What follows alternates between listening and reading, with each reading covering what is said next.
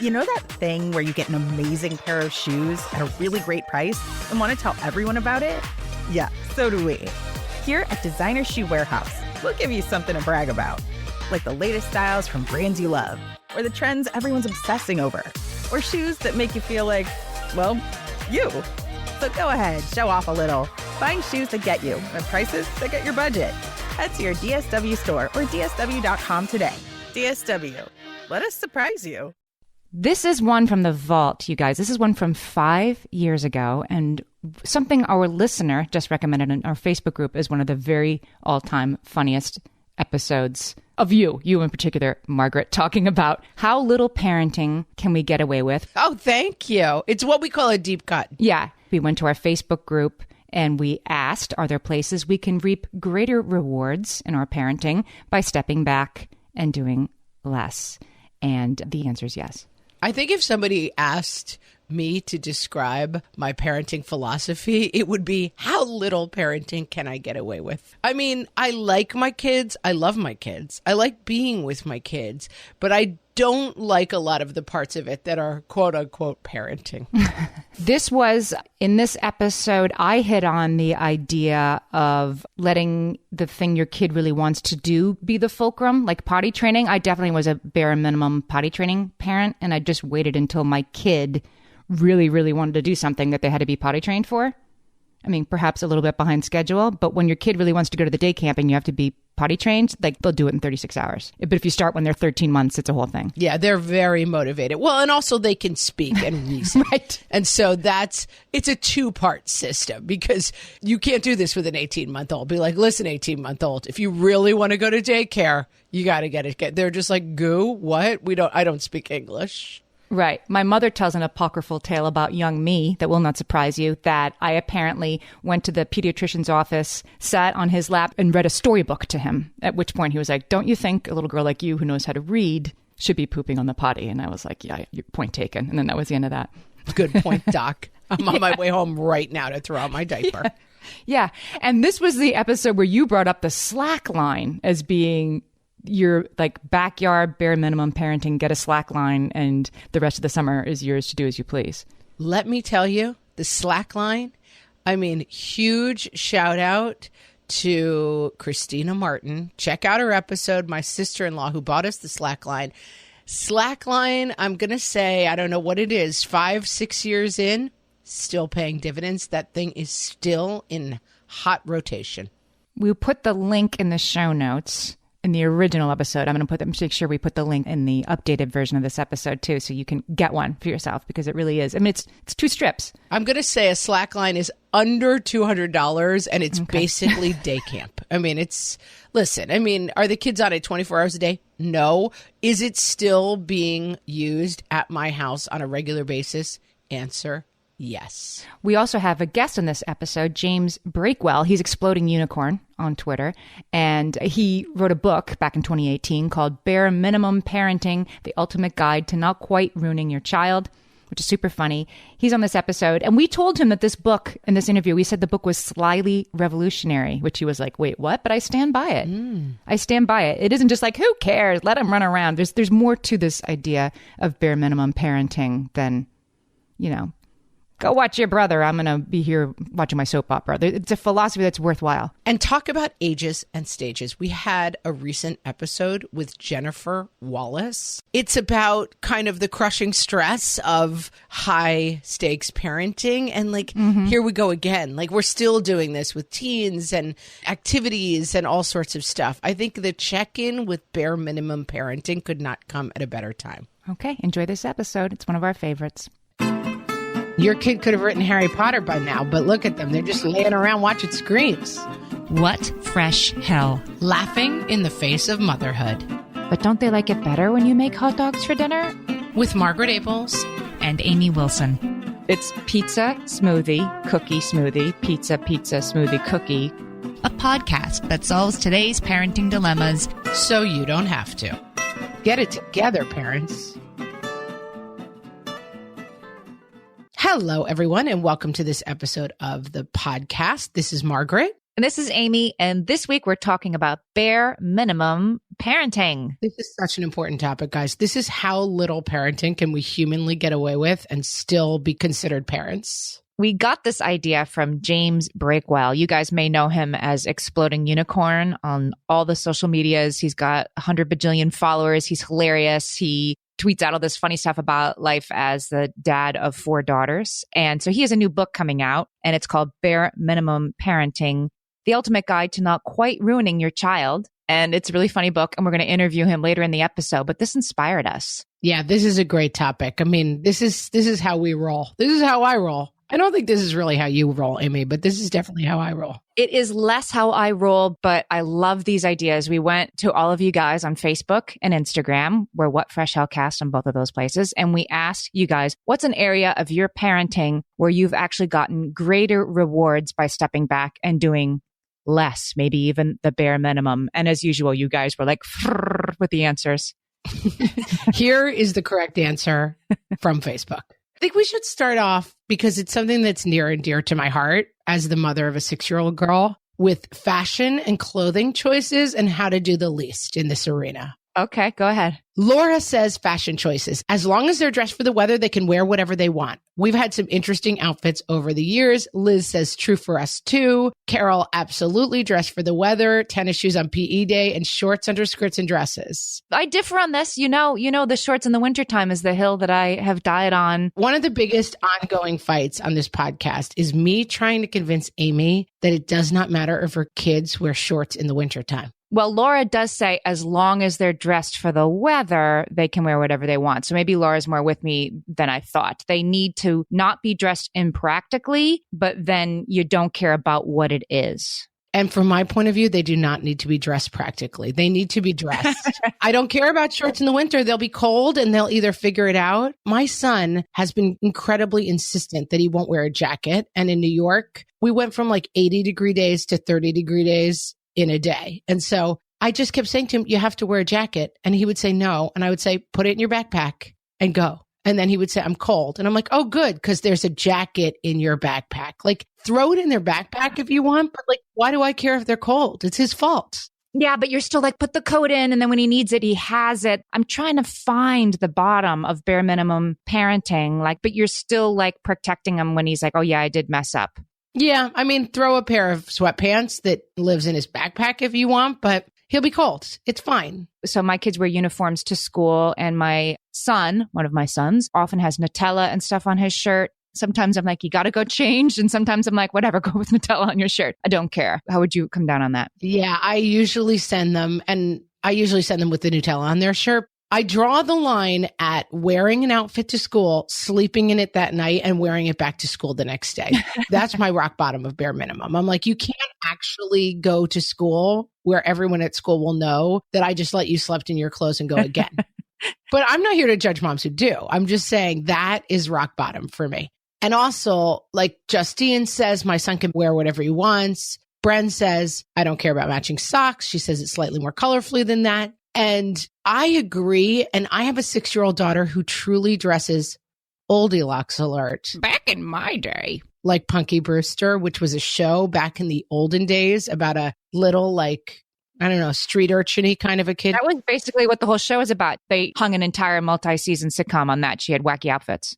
My daughter, who's never seen Punky Brewster because it hasn't been on in like 35 years, is the second coming of Punky Brewster. Like, she wears, and she gets a ton of hand-me-downs. So she has a unbelievable closet full of dresses. And then she just dresses. The only thing I do make her, I occasionally send her back up and I'm like, you're not actually wearing clothes. Like, she will occasionally come down in tights and a t-shirt. And I'm like, nope, that's not actually clothes. You have to go back upstairs until you're wearing clothes. But then her methodology is just to keep adding things until I tell her she's wearing clothes. So sometimes it's like tights, short shorts, and then a tutu. And then I'm like, okay, now you're wearing clothes. But I do, on the first day of school every year, go to her teachers and say, I just want to explain something to you on day one, and then we're not going to discuss it again.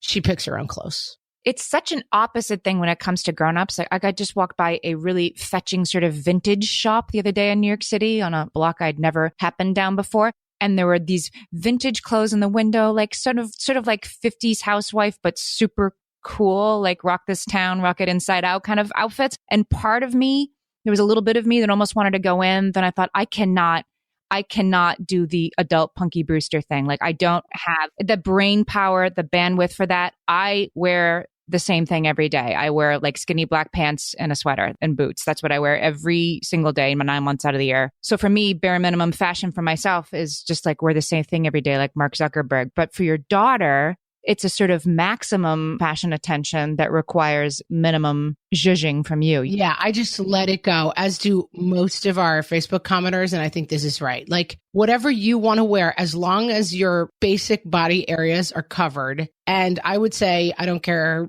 if you're cold, but maybe, bikini top and, you're not going to school in. Like as long as the basics are covered, you're good. You know what I'm going to say though? What? I think this was a good one to start with.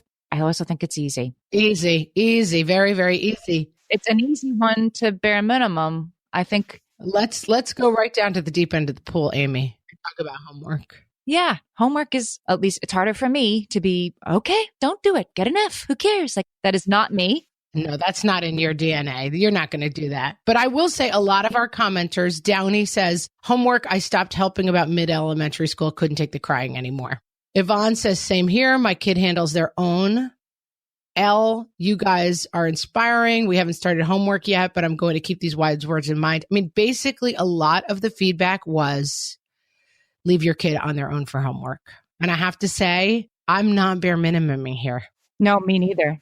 I'm not. I'm still helping with the homework. So I have a 5th grader, a 3rd grader, and a 1st grader. I mean, it depends on your kid too. I feel like my 1st grader, I don't help her with her homework and I probably never will. She's just like, oh, we got an awesome assignment and it's draw pictures that match the words. And she runs off and does it. I mean, she doesn't want help. She doesn't need help, but she is incredibly self-motivated. She loves school. My 2 boys, however, I feel like I need to know what they're learning and not learning. I need to keep an eye on how they're doing, where their struggles are. And so I am pretty in the mix with homework. And I have to say, last night we had that kind of horrendous homework related nightmarish session where all of us ended up in tears and it was horrible. It is. It's the worst. And I just had teacher conferences this week for 2 of my kids. And I'm trying to be a really good parent to the teachers. I took all our own advice from 2 weeks ago. Anyway, my kids need help with homework. My kids need support. They are missing stuff. And these teachers are asking me to support. So then I think you got to step up. But I also think, we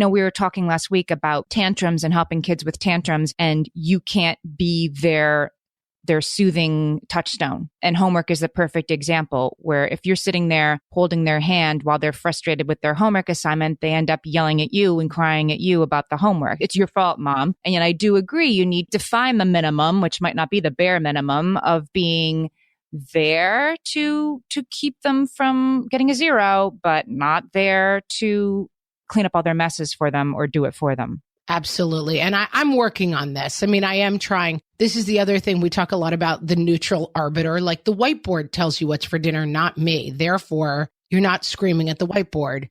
I have been trying to find, like in middle school, they start doing after school homework help as the last period of the day. If you have a free period, I've been trying to encourage my kids to go to that. Like trying to get out of the middle of homework is something I'm really trying to do. I've also ceded some of that to my husband because it's like, okay, can you help with the homework so that I only have to yell at them about the 98 other things and he can kind of be homework guy. And so there are ways around it. I think in an ideal world, yes, you're backing out of the homework as much as humanly possible, but I'm not going to sit here and lie and say that's what I do.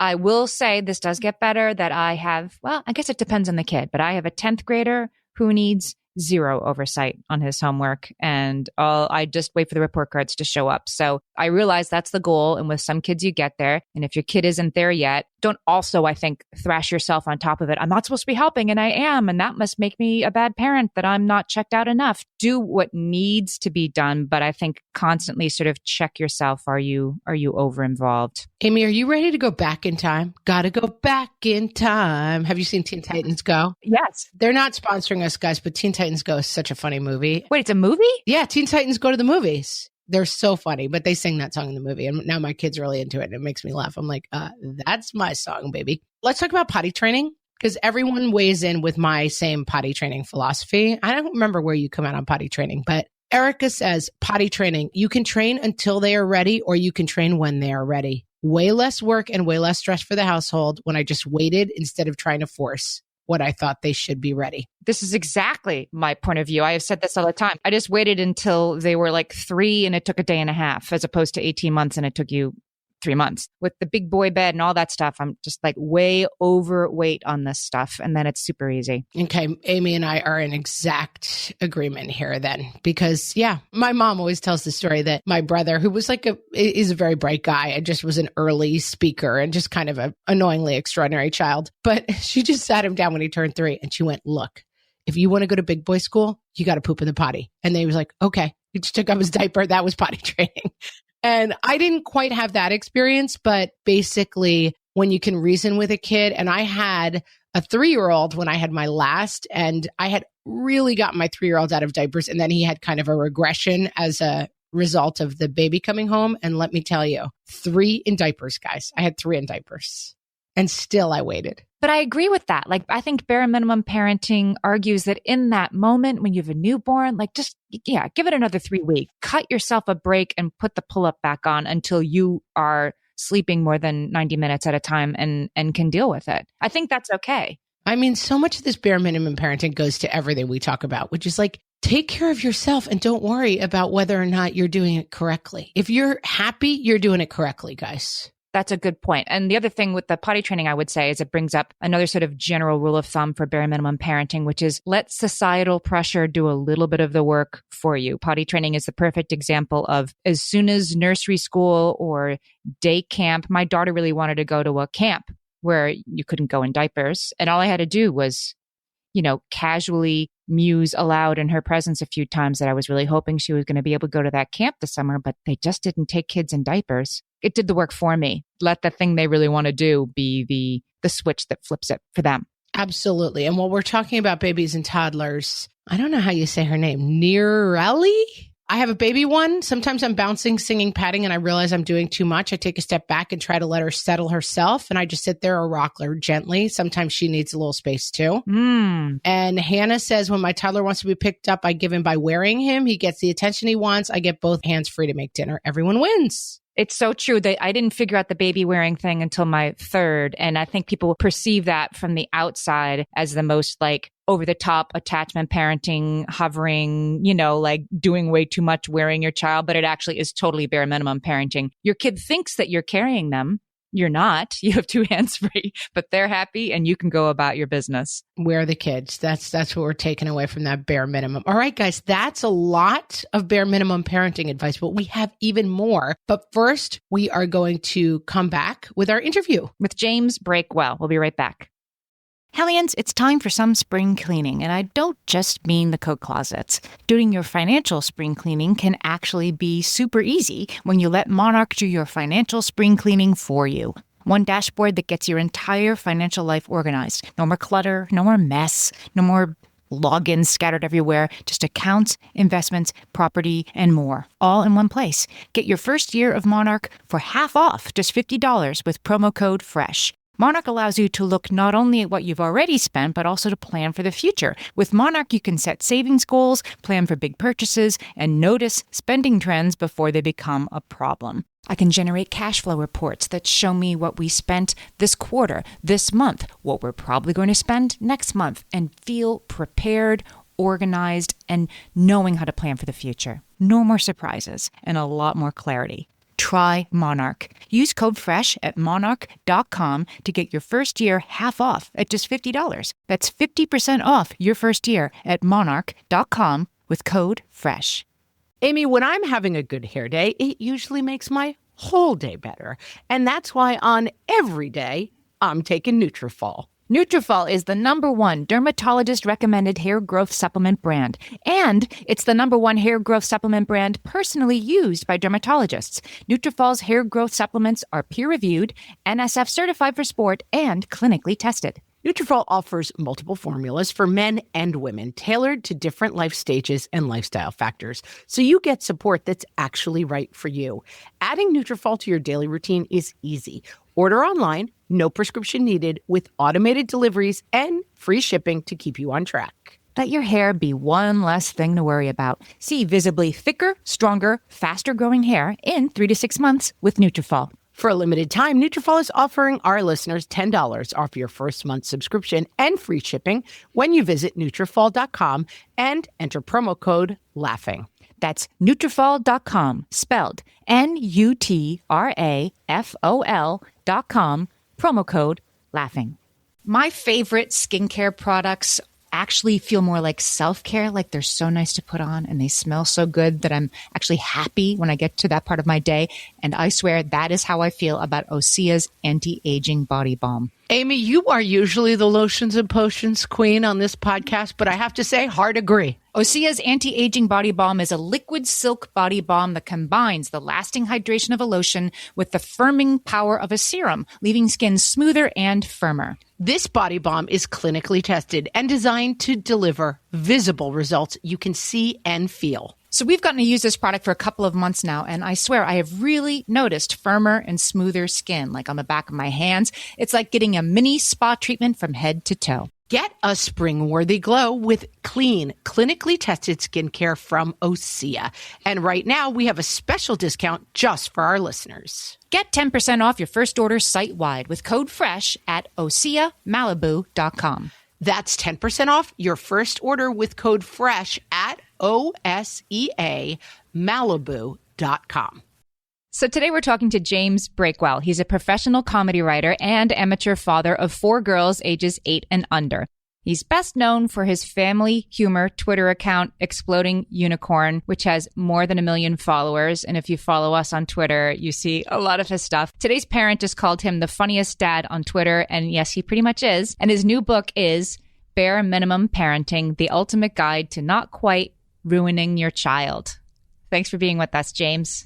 Thank you for having me. Excited to be here. So, James, your new book is full of, everybody who listens to this podcast knows that I love to do research. And what I love about your book is that it's full of charts that are all completely made up. If you have to do research, it's not fun. So I didn't want to write a science book, the science of parenting with this and that works. I kind of feel like that's all a waste. You get to a point with your kid and you look at him, you're like, how did you end up like this? And there's no way to trace it back. No scientific study, no anecdotal evidence, no anything. I think we kind of, at some stage, just kind of end up how we end up. And that's the whole premise of the book. All these people going out there and overachieving and going the extra mile and just stressing themselves out to create these super kids. Like, where are these super adults? We all grow up and we're kind of mediocre. So I think in the long run, it averages out. And if it averages out anyway, why not get there in the easiest way possible? And you are preaching to the choir on our podcast because we talk a lot about that idea of like, okay, what is your big dilemma? Let's parse it out and see that if you took a group of 30-year-olds, if you could tell which one of them didn't make the travel soccer team, it's probably not going to happen. Exactly. That's the whole core premise of my book. But people, they think it's like life or death. You look at how people stress out the internet about everything. It's like, go talk to another adult. You can't tell whose mom stayed home or whose mom worked or who breastfed or who bottle fed. It all averages out. That's, at least I hope it averages out. Otherwise my kids are screwed. So this book better be true. I have a 5th grader who's struggling with some social stuff. And my mantra right now is, name your friends from 5th grade. Name your friends from 5th grade. I can't do it. I'm not friends with my friends from 5th grade anymore, so it probably doesn't matter that much. Yeah, exactly. I had one of my brothers, I'm the oldest of 7 kids, and one of my brothers couldn't tie his shoes till he was almost in 5th grade. And my parents were so laid back. We all overachieved academically, but my parents never pushed us at anything ever. And I heard this years later because he's so much younger than me. I wasn't in this house with him a lot, but it's like, how could you not let him tie his shoes till he was in 5th grade? That kid just got a 35 in his ACT and got a full ride to college. So, I mean, wow. things over time in the long run, like that tying shoe thing seems like a huge red flag, but overall, I guess it's okay. You have a metaphor that I love, and I really found this, I think this book is kind of slyly revolutionary. I mean, it's funny. That's the point of this book, to be funny, but it really is sort of like, he's right. Oh my God, it doesn't matter. And you have this metaphor about talking about high school, where the thing, when you're in high school, who said what to who and who's going where, right? And who's wearing what are just all of earth-shattering importance. And 30 seconds after you graduate, none of it matters anymore. And you said that parenting young kids is like that. These things only seem important. You will immediately not be able to remember what temperature you warmed the bottle up to as soon as you're done doing it. And it's true. And I had never thought of it that way before. Yeah. And when you get out of high school, you think to yourself, I am never making that mistake again. I am so much wiser and so much smarter. And we fall right back into the same trap with parenting. We get so obsessed, especially with what other parents think to us. Like when another mom or dad, especially on the internet, says you're doing something wrong, like it gets under your skin. It bothers me. It bothers everybody. But you sit back and look at it. It's like, why does it matter? Why do I care what they think? I don't care what anybody else thinks. I think that's the greatest thing we can do for ourselves is just training ourselves to ignore that parental peer pressure. And maybe we'll get there someday. I think I'm probably better at it than most because I'm apathetic in general. But, I've certainly been on the wrong end of it. I had a thing where I posted a picture of my kids in car seats and the internet just for days, I got so much backlash and I had to take a step back and think, why? Why does it even matter what they think? They can't go and strap my kids into car seats differently. There's no car seat police. It's going to be okay. So that's what I'm trying to drive home with this book. Hopefully it'll make somebody out there sleep a little easier. And we have referenced a bunch in our conversations. It's the return of high school. And you talk about that in your book, like the idea of, and I would argue without being too gendered, I do think this is a little harder for women for some reason. I think the interpersonal relationships with women, like I was a very insecure, wanting to fit in kind of high schooler. I went to college. I found my weird people. I became like, I don't care what anyone thinks of me. Why did I hang on to that stuff? And then it's like, I became a mom and I fell right back through that trapdoor to high school where it's like, does she think I'm doing a good job? Oh my God, does she see the pacifier and think he's too late to have a pacifier? And it's amazing how it's like a rotten floorboard. And you're like, wait a minute, I'm back in the cafeteria, like holding my tray and feeling insecure again. Yeah, it is, I guess there's no way to quantify insecurity. There's no way to quantify parent shaming. But anecdotally, it does seem like a lot of times people are a lot harder on moms. Maybe I get a pass just because I'm a dad. It's like, oh, look at you. You didn't burn the house down today. You get a pass. And I think a lot of what you feel in pressure, it has a lot to do with what you open yourself up to. So like when I show everything I show, it's like, hey, look how I failed today. Like that's kind of how I frame it. And that's the only context you see me in. But I guess I'm not on there. Like I've never been on a parenting board where I asked for legitimate advice. I've never gone to another parent and asked for help. And I think anytime you do that, you open yourself up. So maybe I've just avoided it because I'm an introvert and a hermit, but who knows?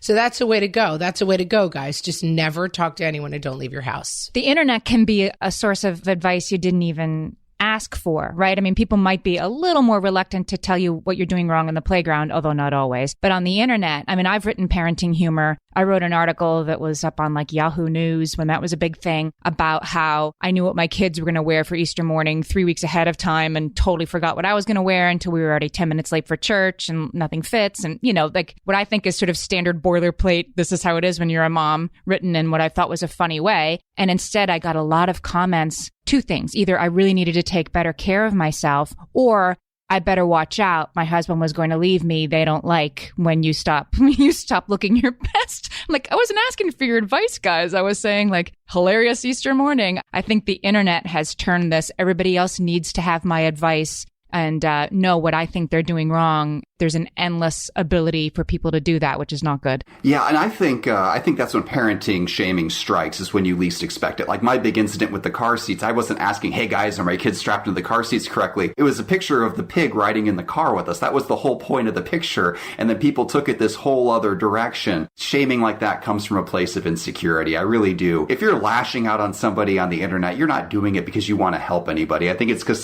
something you're worried about yourself and you want to validate your own choices. At least I hope that's where it's coming from. But I've kind of come up with this philosophy. This didn't make the book, but it's another column I've written for the Indy Star, like the parking lot rule. If it's not something you would say to a stranger in a grocery store parking lot, don't say it on the internet. Like if you're not going to go up and yell at somebody about their Easter morning dresses in the parking lot, just walk away. This is not in fact, the number of conversations I would have with somebody in a parking lot is so small, I don't think I could even list it here. So that's what I try to live by. James, I'm kind of an overachieving parent, and I liked that at the end of the book. Amy says kind of. I'm just going to editorialize and say a little more than kind of. We live in New York City, and it's its own special kind of, intense. I had a car seat lady. I hired the car seat lady to come in front of my apartment building where we pulled our car out of the garage so she could make sure our car seat was in correctly. Like, you got a guy in New York City for all these things. But at the end of the book, you say, if you are an overachieving parent, and that's how you roll, then okay, great. But don't feel like you have to be that way if that's not who you are. And I liked that sort of, there's room for everyone.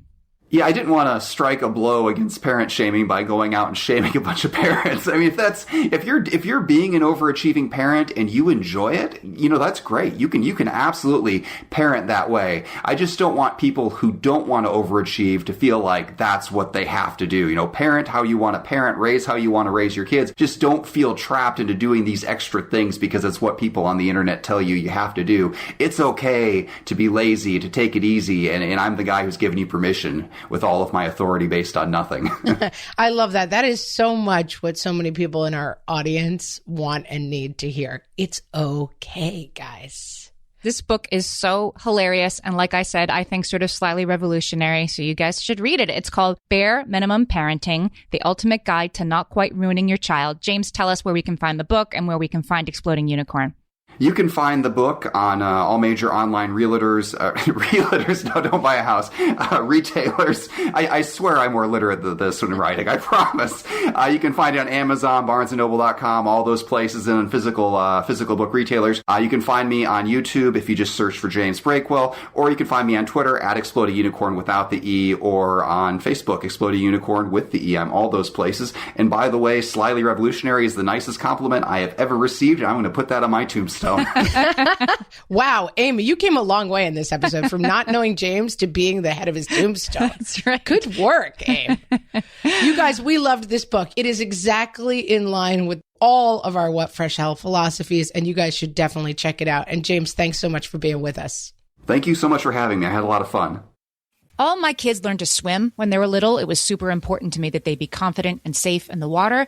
There was only one problem with that: taking them to swim lessons. I mean, the pools were freezing. There were always cranky adults doing laps right there. And it was definitely not, for any of us, what you would call fun. Amy, heard. But now there's Goldfish Swim School. Goldfish takes a really thoughtful approach to swim lessons, combining research-based teaching with a warm, kid-friendly environment that actually helps kids thrive in the water. Every detail at Goldfish is thoughtfully designed to create a golden experience, from shiver-free, warm indoor pools to comfy waiting areas for parents to professionally trained lifeguards on deck. Goldfish uses an approach called the science of swim play, which combines guided play with proven teaching techniques to help kids learn to swim, build water safety skills, and gain confidence, all at their own pace.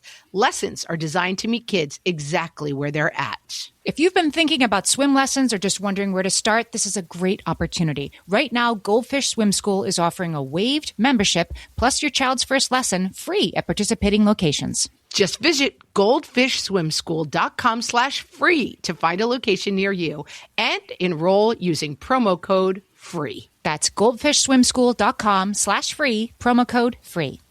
Amy, let me tell you about a magical place that is so exactly designed to be enclosed space, year-round fun for the whole family that I bet you already know what I'm going to say before I even say the name. Let's say it together on 3. 1, 2, 3.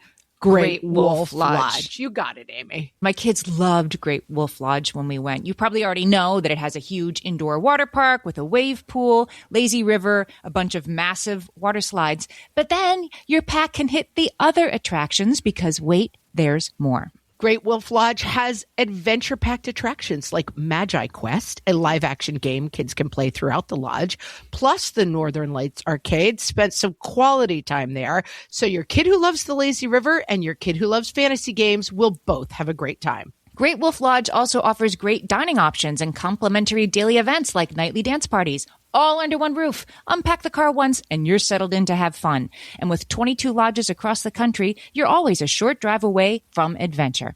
We've both had such great times at Great Wolf Lodge, so bring your pack together at a lodge near you. Learn more at greatwolf.com and strengthen the pack. And now, some signs you might be a bare minimum parent from the What Fresh Hell podcast.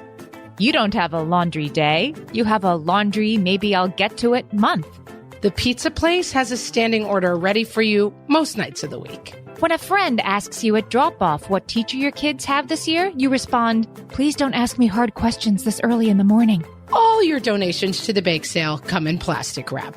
Other kids get quinoa broccoli bites for snack. Your kids get the leftover apples from McDonald's Happy Meals. If your kids have spent literally any time in a pool, you figure that counts as a shower. When your kid asks you for math homework help, you respond, check YouTube. There's somebody on there who understands algebra. You play hide and seek with your kids by just continually yelling, "Oh, no, I can't find you. Just stay in your hiding place. I'm sure I'll find you soon." Over and over again. The only exercise you get is running from the PTA lady with her committee sign-up clipboard. This has been Some Signs You Might Be a Bare Minimum Parent from the What Fresh Hell podcast.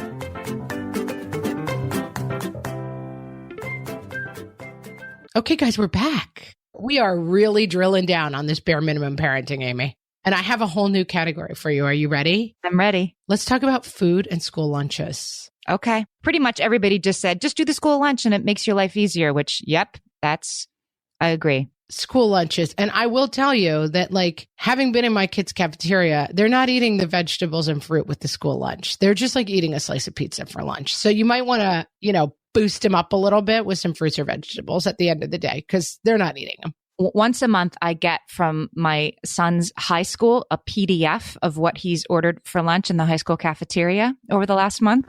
That's hilarious. How big brother of you. It's pizza, smoothie, cookie, smoothie, pizza, smoothie, cookie, smoothie, pizza. That's all he gets.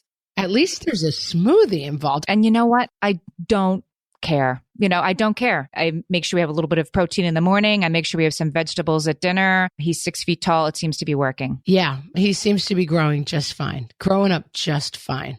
Yvonne says frozen waffles for my kids. They don't even bother heating it up. Now that is some bare minimum parenting. Props to you, Yvonne. I heat them up, but we have a lot of frozen waffles. I had to have a non-parent explain to me. You never have those like aha moments that somebody gives you and they're not even in the category? Like I was complaining to a friend of mine about how I didn't know what I was going to do for the kids and I was just going to have to make hot dogs or something for dinner. And she said, but don't they like it better when you make hot dogs for dinner? And it was like,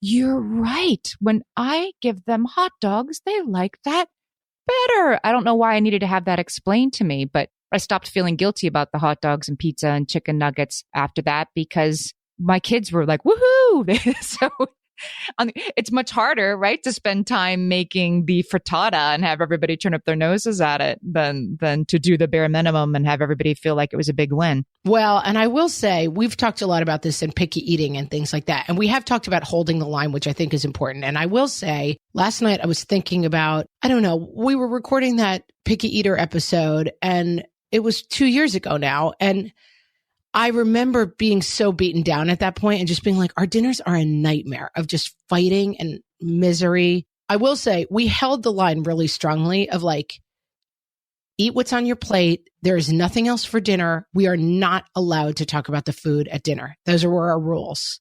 And our dinner is totally transformed. Like last night, we were in a bit of a rush. I got Chinese food. Everybody ate what was on their plate. Nobody complained. And it's just, I've been cooking a lot and our dinners have transformed by holding the line. So I will say, don't just make them hot dogs and have a nice dinner for yourself. Like hold the line on those family meals. But often we'll have days where like yesterday, CCD and we got running late and I forgot this one at a Girl Scout event. If we throw hot dogs, a frozen pizza in that night, it's fine. You don't have to do it 7 nights a week. I want to go to what Jessa said about this. This is transformative here for me. She says she has 2 seriously picky eaters. She gave up on the battle and she said, we have a hot tub instead. And that's our family dinner time. We put the devices away. We sit in the hot tub together for 15 minutes and talk. That's a great idea. It's fun. If family dinners are too much of a nightmare and everyone's just complaining about the food, although I think you can battle back from that. I'm just saying. Find another thing that's family time. My brother and sister-in-law have a fire pit in their yard and like they sit around the fire pit for whatever, half an hour a night. Like find some other way. We're reading Harry Potter right now as a family. We sit around and read Harry Potter. Like find some other way to spend that family time if it's not family dinners. This is bare minimum for me. We tend to go out to dinner on Sunday nights and it doesn't have to be, it can be like chicken wings tavern kind of place, burgers, but we go out for dinner because I don't know, something about Sundays. I am exhausted. I don't want to deal with what's for dinner. I'm already planning the week ahead and if we have a family dinner at home, somebody's late, somebody's leaving early, and somebody wants to get back to homework. But if we go out to a restaurant, they're captive. And I'm not cooking or cleaning. That for me is a bare minimum thing that really works. Amy has a funny idea. I know Amy from Texas. Top Chef Home Edition, 2 kids, 1 special ingredient. Use any fridge or pantry items. And the winner gets a Top Chef medal. Actually, Mom's ancient debate medal. I mean, that's pretty funny. I don't know. I feel like I just picture my kids destroying the kitchen, but I might try it.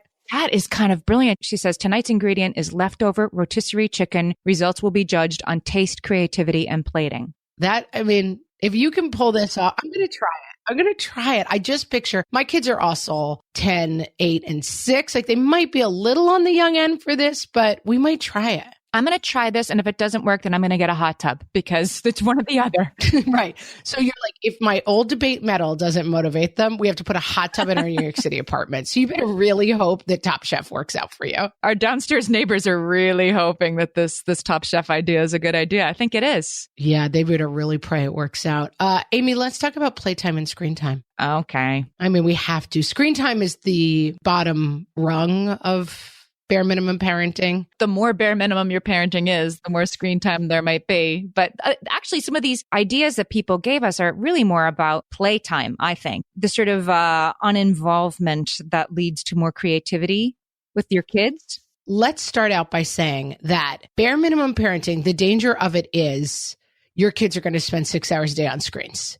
That's the downside of bare minimum parenting. So we got to have some screen limits in place. You got to say it's 45 minutes a day of screens, whatever it is, put that in place. And then you can move on to these bare minimum parenting tips. You just don't want bare minimum parenting to slide into like, and my kids are on screens 6 hours. Because for you, if for no other reason, I mean, my kids, we all got together with the cousins for Thanksgiving a couple years ago. Everybody was saying, oh, the kids were all so good. They were downstairs on screens playing, Let's All Kill Each Other 2018 for hours. I love that game, by the way. It's really fun. My kids are big fans. So they played it for hours and it was finally time for dinner. And oh my gosh, we haven't heard from the kids. It's been so great. So after like 4 hours of chatting and prepping, the kids come upstairs from the basement for dinner with spirals for eyes, like he's not home right now, Mrs. Torrance. And they were a disaster. And that's not good for you either. If this is all about doing the bare minimum and kicking back and reaping the benefits, I think you do have to put in some rules around this or else you're going to have hell to pay later anyway, which is not what you want. Bare minimum parenting is about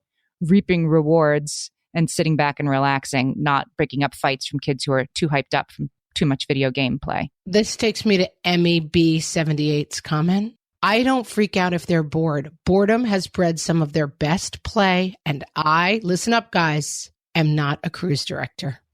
I love this advice. It's such perfect advice. And it's something I have 3 and I fall into it a lot. Like I'm the crew. Okay. Next up, guys, look at the whiteboard. Next up, it's card game time. Next up, I had my sisters too for the weekend. And so I have 5 kids, 10 and under. And I really let them play and they did make a mess. But like pillow forts and we have a slack line outdoor. Guys, best $35 I never spent because it was a gift, but just 2 lines that go between 2 trees in our backyard. They'll be on it for an hour. It's like a clothesline, right? But it's about 18 inches off the ground. Like a belt between 2 trees and then another one higher up so they can hold on to the top. And they just battle on it. They do tricks on it. They love this thing. It's 2 belts strung between a tree. We have to put the link up on the show page. Guys, I've seen her kids in action in their backyard on this and they're like, watch me, watch me, watch me. Yeah. And they're like, oh, an hour later, and it will get too cold soon. But like slackline, guys, it's the greatest. And then when the kids come to me and say, what are we doing next? I say, more of the same, guys. Go play. Go find something to do.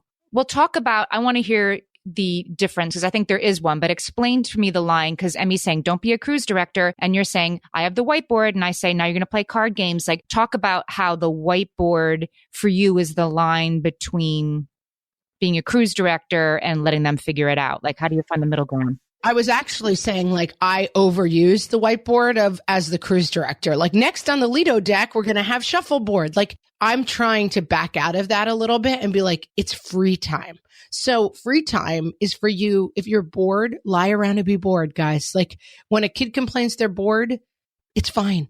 boredom is part of life. It's good to learn how to deal with it. Like I have tried to back off when I have all the kids in the house. There's a temptation to be like 4 to 4:15 card game, 4:15 screens, 5:00. Now it's time for football on the yard. And I've organized it. And here's flag football things that I've gotten each of you. I'm trying to stop doing that and just say it's playtime. I mean, we have a big yard. We have some woods. There are things for kids to do at this house and they've got to figure it out themselves. It's the Goonies. Go out and find a magical kingdom, guys. Or a dead body in the woods. Just don't come in. Fine. Whatever it takes. Just don't come inside. Tamaza said in response to MEB, she said, my kids' boredom used to cause me so much anxiety until one day I woke up and said, their boredom, their problem. Ah, the relief. I'm no longer a factor in the boredom's problem. Oh, God, is that good advice? I love that advice. It's exactly right. Like when you have a 2-year-old, bored kids are a problem because your bored kid is going to like pull off all the hair off the dog or something. You know, like bored 2-year-old can be a problem. A bored 7-year-old is not your problem. Boredom leads to inspiration. You know, J.K. Rowling was sitting on a train, looking out the window, bored. And then she says it just like it fell into her lap. What if there was a boy who didn't know that he was a wizard and then one day he found out and he had to go to a boarding school for witches and wizards? It just, the idea just fell into her lap because she was bored and unoccupied. So listen, your kid could have written Harry Potter by now, but look at them. They're just laying around watching screens. Get it together, parents. Okay. All right. Let's talk about hygiene because this is an important. Again, this is like bare minimum. Do you allow the basketball coach to point out that your kid smells or do you step in just before that? Let's see what our listeners have to say. Okay, lay one on me. Jennifer, she says, brushing teeth. I can't sit on top of 7 and 9-year-olds and force a toothbrush in their mouths. I ask my kids every day to brush their teeth and we talk about the consequences of not taking care of their teeth. But in the end, it's their responsibility. It has been a relief to go bare minimum in this department. I must say I do go bare minimum in this department. We go to the dentist every 6 months and the hygienist will say, so are we flossing at home, Mom? And I'll say, I don't know. It's not me, you know, like, oh God.